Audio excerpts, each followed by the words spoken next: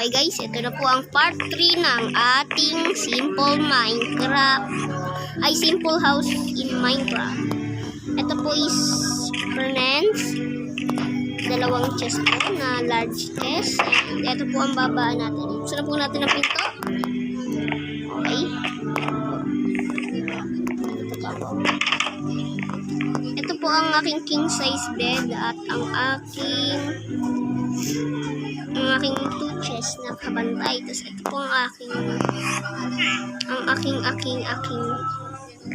mine.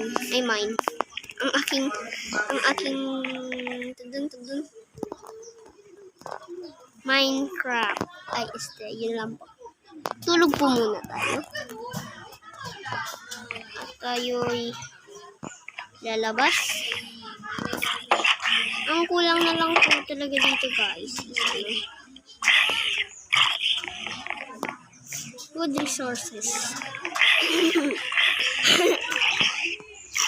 Kuha po ako ng food resources at gagawa po ako dito sa taas ng farm. Wait for part 4.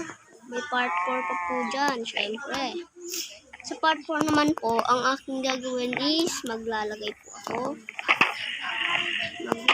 ako ng farm.